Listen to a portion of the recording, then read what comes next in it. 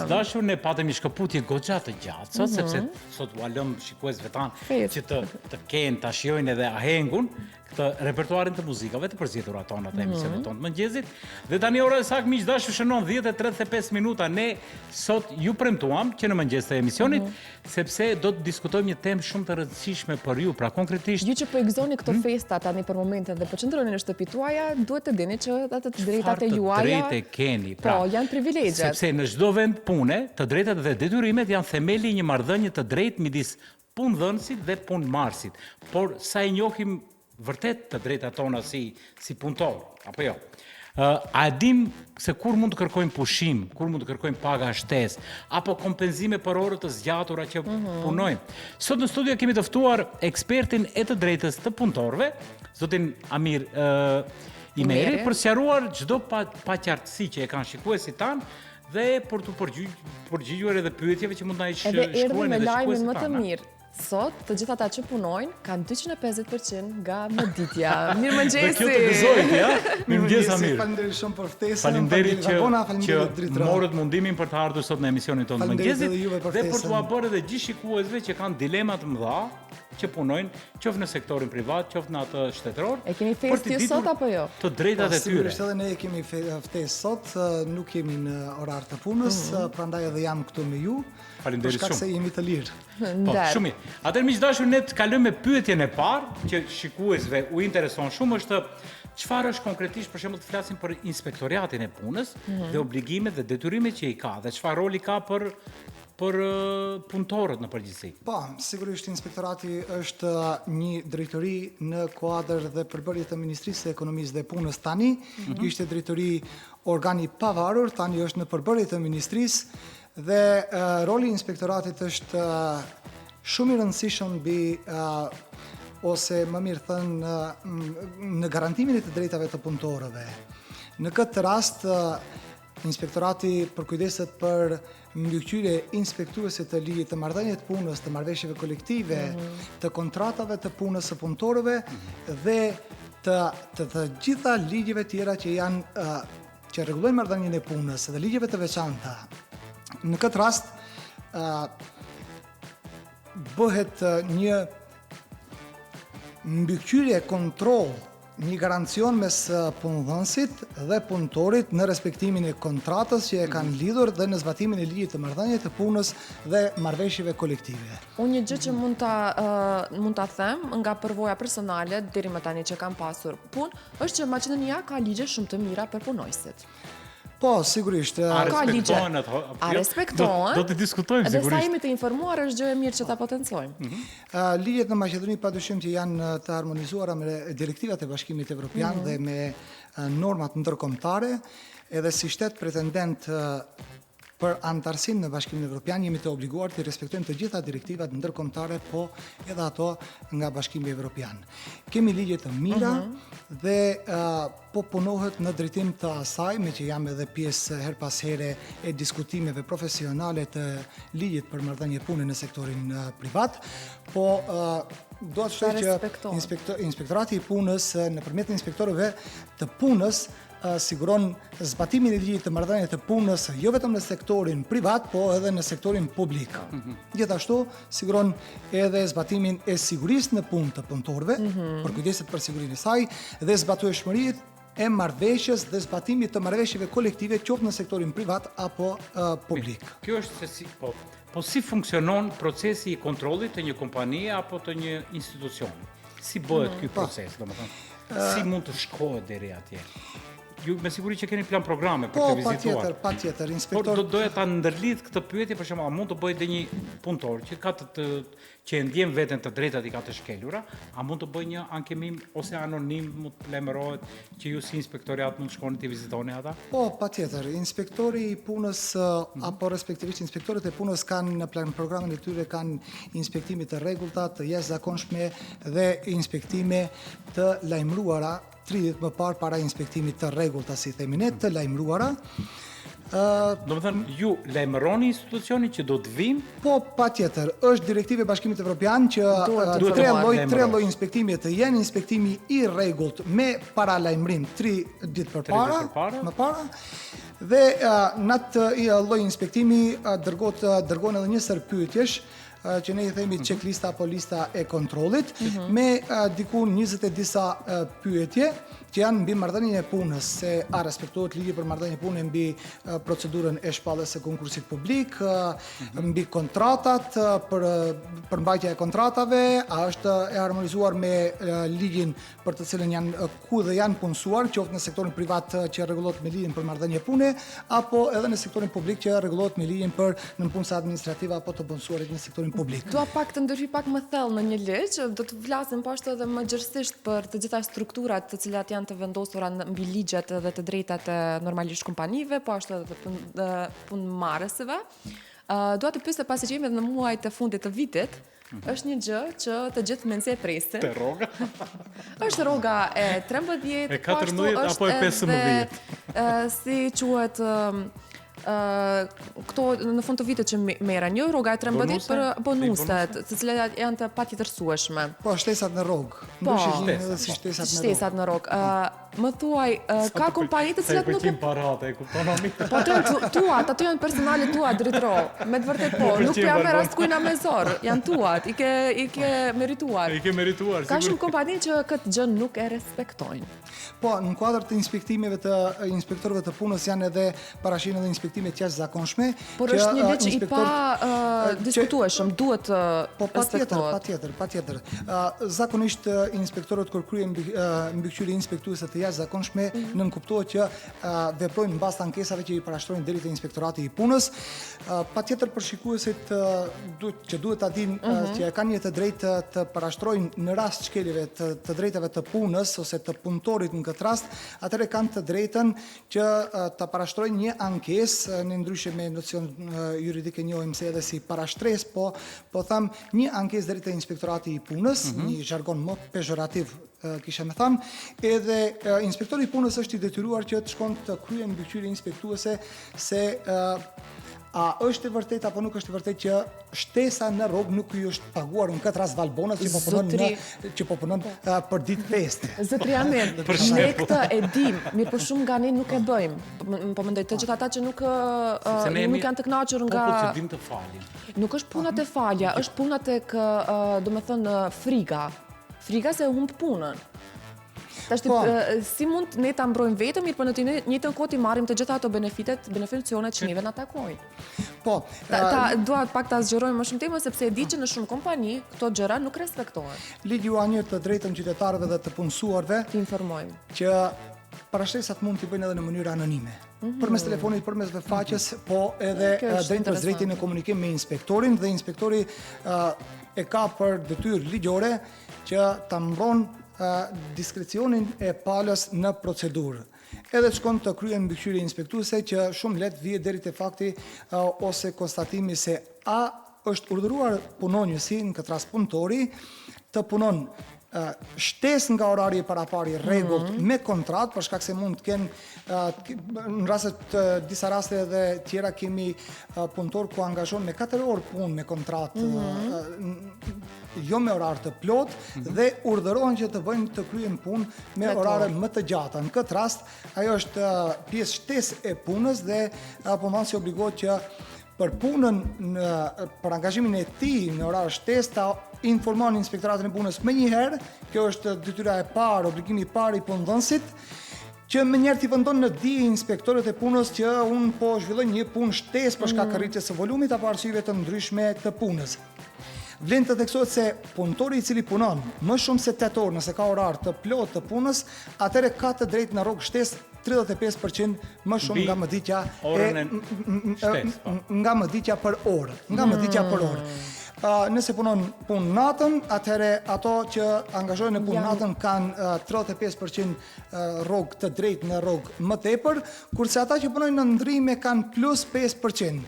E veçanta e gjithë kësaj që e thash është se nuk përjashtohen shtesat në rrogë. Nëse ka orar shtesë dhe nëse aq më tepër është angazhuar në ditë feste apo në punë nate, atëherë nuk përjashtohen. Të gjitha beneficionet mund të grumbullohen dhe kështu t'i vlerësohet të paguhet punëtori. Kemi një mesazh këtu në lidhje me pyetjen të cilën sapo e the, nëse punësojmë për 4 orë, por punoj 8, a kam të drejtë të kërkoj pak të plot? Normalisht po.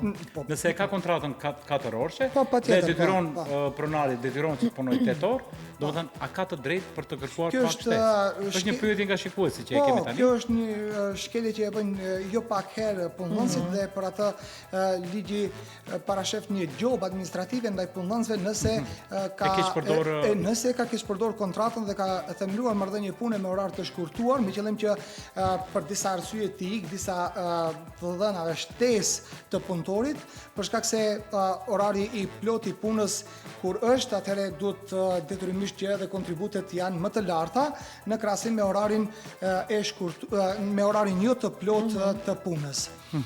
Duhet të lajmëron Inspektoratin e Punës dhe Inspektorati i Punës i ka mekanizmat e saja shumë të mira për ta ushtruar kontrollin, zaten edhe për ata janë kompetent dhe inspektorët e punës puna e parë për të cilën ata punësohen është zbatimi dhe garantimi i ligjit të marrëdhënies punës, po edhe i marrëveshjes kolektive, po edhe i kontratave mes punëtorit dhe punëdhënësit. Çdo kontratë e cila është çdo nen ose çdo paragraf që parashihet në kontratë është në kundërshtim me ligjet, ajo shpallet nul.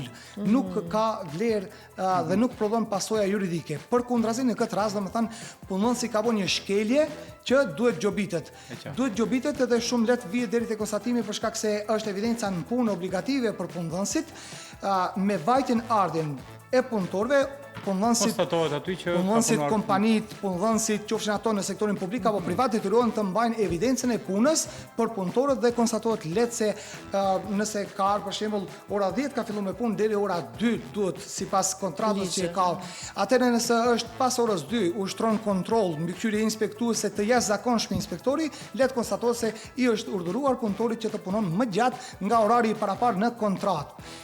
Kontrata është një marrëveshje mes punëtorit dhe punëdhënësit, edhe në këtë rast mund të konsiderohet se është themeluar marrëdhënie e punës. Unë do të bëj një pyetje, sepse është shumë mirë, jam shumë informuar mbi ligjet, është mirë që të informohemi të gjithë, janë të drejtat tona. Rast konkret personal. Isha e punësuar, ishte një ligj i pashkelshëm që u detyrua punëdhënëse të më paguaj, mirëpo në humba punën. Tash, themi se ky personi në 4 orë, se i ka kërkuar sepse kam kërkuar ligj, do të thënë drejtat e mia, do të thënë si punëmarrëse, i kam kërkuar, mirëpo unë e humba punën. Në këtë rast çfarë bëjmë? Si mund të mbrohemi që të paktën mos të frigojmë ta humbim punën? Po, patjetër unë e thash edhe pak më përpara se ligji ju garanton të drejtën e parashtresave anonime, ankesave anonime punëtorëve. Po në këtë rast ishte do të thënë një ligj që më përkiste vetëm mua si punëdhënëse, sepse ndodhi një rast si punëmarrëse. Si punëmarrëse, si punëtore. Po, vlen të theksohet se në Shqipëri shpesh herë përdoret termi punëdhënës edhe punëmarrës, po në këtë rast punëmarrës është punëtori, punon njësi. Në Kosovë punon njësi e tek ne më tepër po përdoret punëtori, si jargon pak tash edhe më herët më popullor. Ka raste të tilla dhe nuk mund të them që nuk mund të ndodhin këto raste dhe patjetër që fatkesia më e madhe është e nëse vetdia është ajo që e ulët për shkak se sipërmarrësit shpeshherë krijojnë një përshtypje se nëse ti punon për punëmarrësin, për një kompani të caktuar dhe ti do të jesh rob dhe në mënyrë absolute do të nënshtrohesh para atij dhe do të urdhërohesh të kryesh punë edhe për të cilat nuk je marrur vesh. Për atë jemi të parët. Po, edhe urdhëresat për të kryer punë të tjera nga marrëveshja që e keni lidhur, nga kontrata që e keni lidhur mes punëdhënësit dhe punëtorit që është lidhur, është në raste vetëm të caktuara mund të jetë ajo dhe ajo duhet të jetë të korrespondon me punën, me nivelin përgatitjen tënde profesionale dhe të jetë si përjashtim deri në një kohë të caktuar. Përndryshe, punëdhënësi ka bën një shkelje ligjore për shkak se të ka urdhëruar të kryesh punë për të cilat nuk je profesionalizuar dhe nuk korrespondojnë me nivelin tënd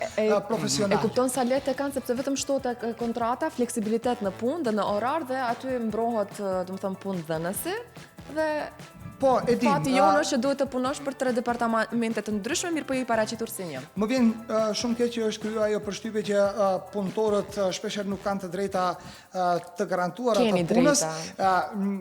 Her pas here edhe mungon ndoshta edhe besimi tek organet shtetërore, po Inspektorati i Punës me të gjitha kapacitetet e saj apo mundohet që të ushtron mbikëqyrje inspektuese të rregullta, të jashtëzakonshme, po edhe ato të planifikuara në bazë të normave që i kanë.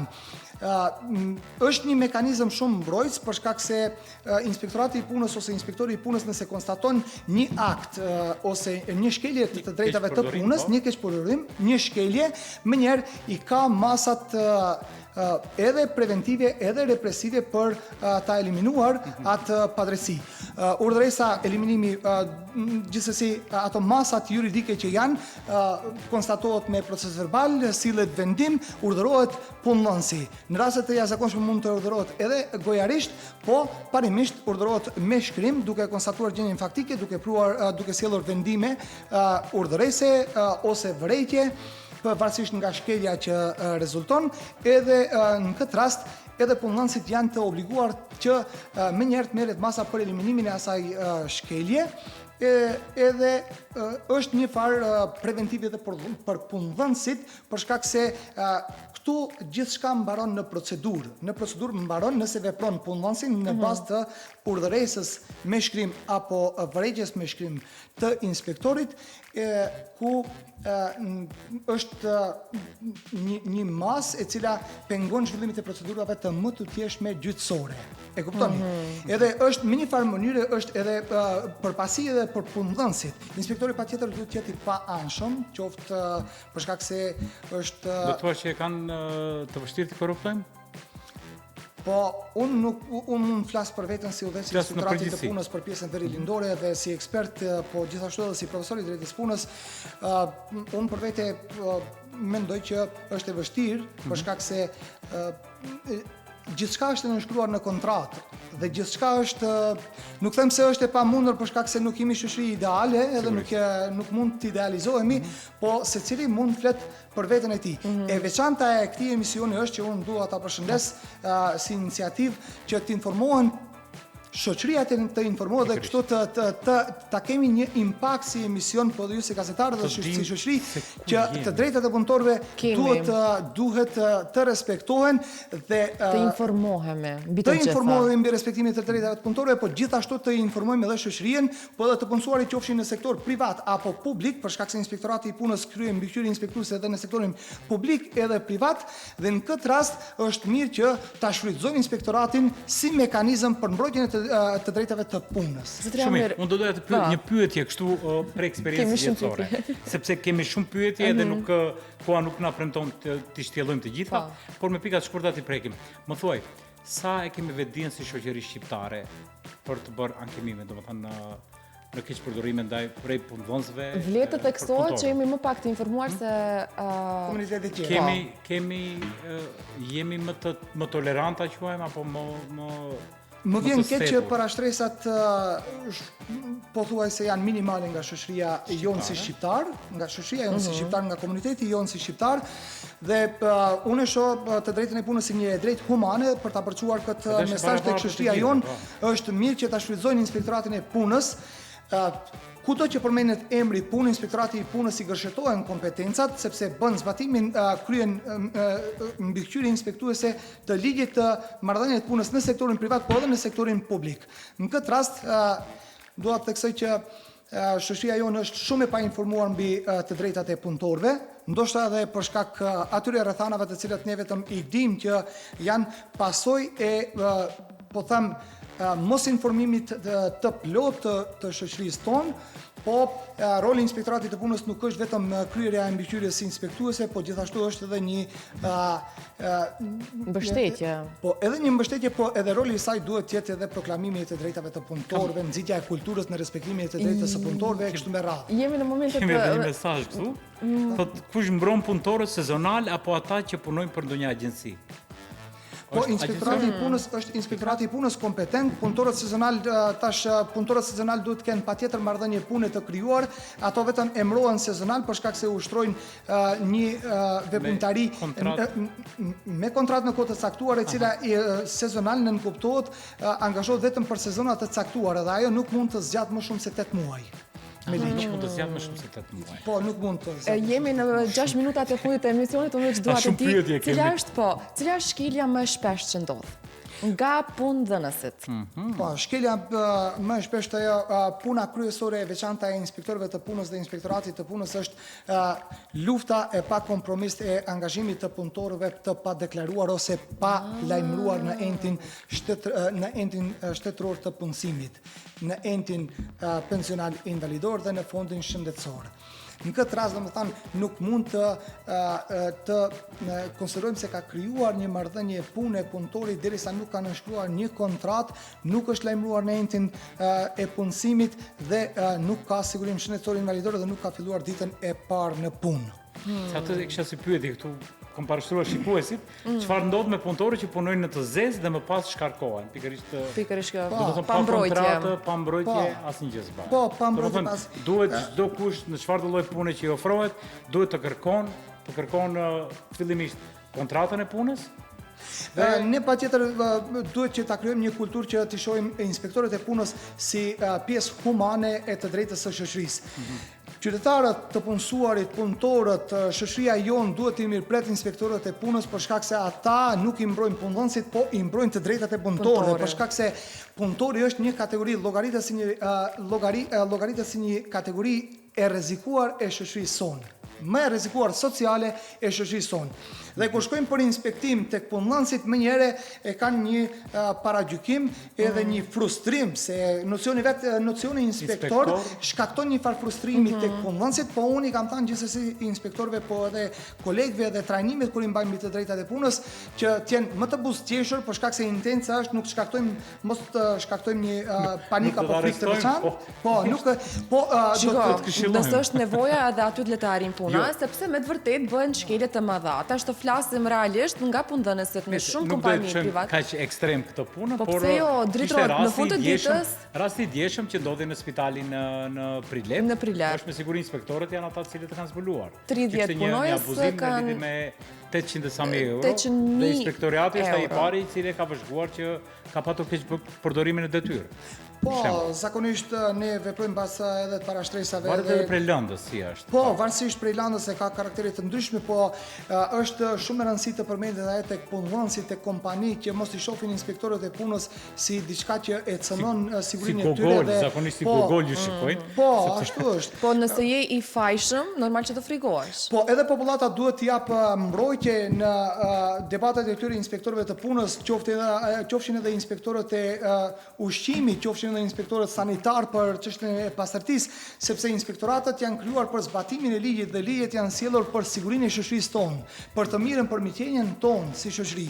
Në këtë rast inspektorati prioritet të saj ka në mbikëqyrjen inspektuese dhe kontrata se si janë lidhura, i plotësojnë ato kushte kontratat për shkak se janë nisër kushte, sa orë është e përcaktuar orari punës, është në kohë të caktuar apo të pacaktuar, a përmban kontrata rrogë apo nuk përmban rrogën, se shpeshherë ne e dim që lidhen kontratat dhe nuk përmbajnë rrogë ose nuk janë, ose gojari shumicën e rasteve.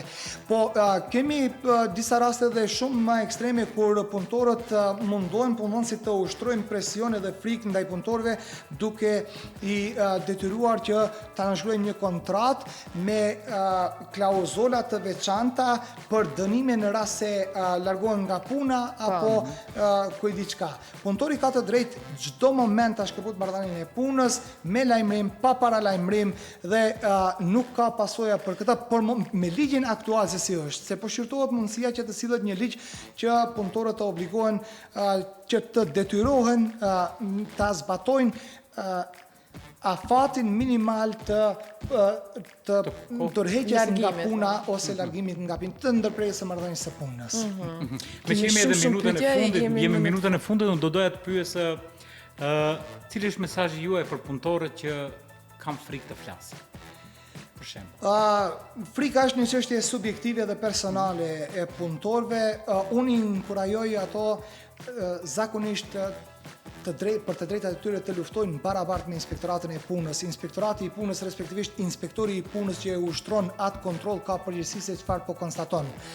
Dhe normalisht edhe punëtorët kanë të drejtë që ta padisin inspektorin nëse nuk ka bë konstatim të gjendjes faktike në mënyrën se si është e shkruar, ashtu siç është edhe gjendje faktike. Por mos ta shtrembëruar gjendjen faktike, inspektori i punës mban përgjegjësi. Pra, le të jenë megafon, le ta thonë ato dhe mos le ta thonë më shumë me shkrim se sa me gojë. Për shkak se ajo që është gojërisht domethënë nuk krijon përgjegjësi. Nuk krijon përgjegjësi më shumë se sa ajo që është me shkrim. Le të jetë e shkruar. Le të jetë e shkruar. Falenderoj shumë, jo jemi Po, e di vetëm ku të informohemi për gjëra që në inspektoriatin. Në inspektorat. Po, Jemi në inspektoratin e punës. Sepse jemi Faleminderit shumë. Pra miq dashur, mos harroni njihni të drejtat tuaja dhe mos e lejoni askënd të shkel mbi dinjitetin në Luftoni për vendin drejtat tuaja. e punës. E keni inspektoratin,